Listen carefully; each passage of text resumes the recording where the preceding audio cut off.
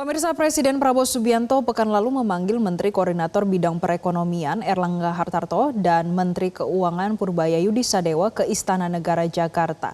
Salah satu agenda yang dibahas adalah rencana efisiensi anggaran dalam menghadapi dinamika geopolitik global.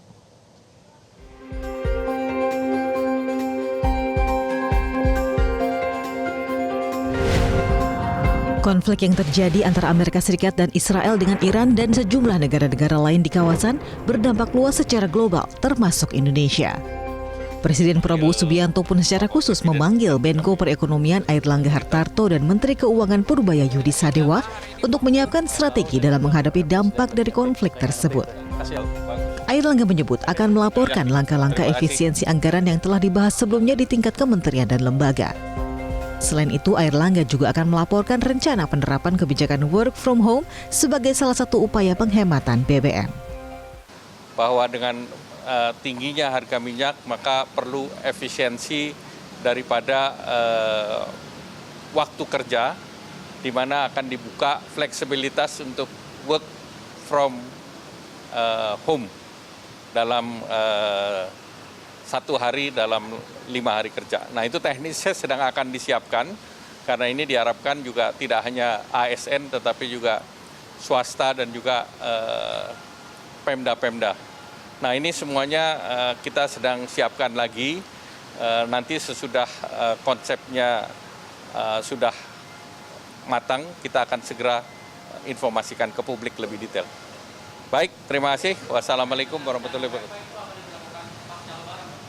Pasca Lebaran, tapi nanti kita akan tentukan kapan waktunya. Ya. Hal senada juga disampaikan Menteri Keuangan Purbaya yang menyebut pembahasan efisiensi sudah dilakukan sebelumnya bersama Menteri Koordinator Perekonomian. Purbaya juga menyatakan dukungannya terhadap wacana efisiensi, termasuk opsi pemotongan gaji pejabat yang dinilai sebagai langkah positif. Kita sudah putuskan efisiensi, sudah kita rapatkan sebelumnya dengan Menko Perekonomian tentang efisiensi. Jadi nanti masih rahasia kali ya, saya nggak tahu.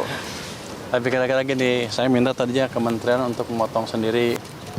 Tapi mereka kalau disuruh gitu nggak mau motong, dia naikin semua malah. Kalau gitu saya putusin, saya potong berapa persen, nanti mereka yang sesuaikan.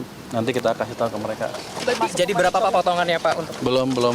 Tapi pemotongan itu tidak ini yang prioritas siapa ya? Termasuk apa? Ya?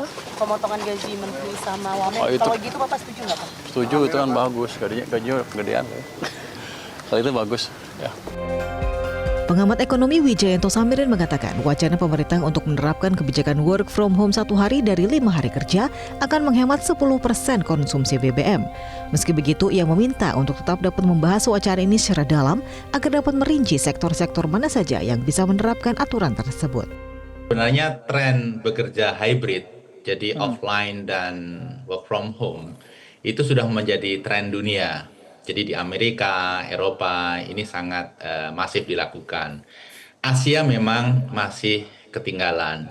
Jadi ketika kita ingin menerapkan work from home 1 dari 5 hari kerja, saya rasa secara teknis itu merupakan solusi yang sudah teruji.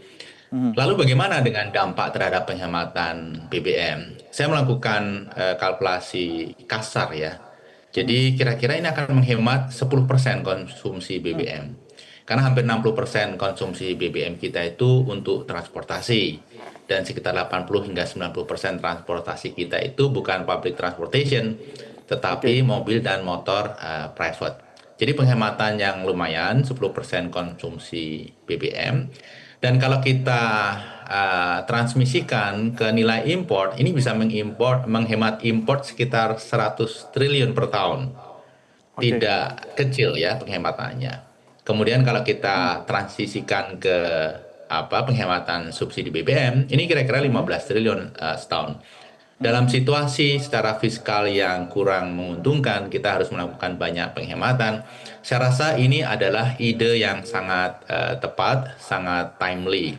Bahkan saya melihat jangan-jangan ini merupakan momentum bagi kita untuk menerapkan work from home 1 hari dari 5 hari kerja itu secara permanen. Tentunya detailnya masih harus diperdebatkan, perbincangkan secara lebih matang. Baik. Konflik antara Amerika dan Israel dengan Iran dan sejumlah negara-negara lain di kawasan terpantau masih fluktuatif. Strategi yang disiapkan pemerintah untuk menangkal dampak dari konflik itu pun harus disiapkan dengan matang, cepat, dan tepat. Tim Liputan Metro TV.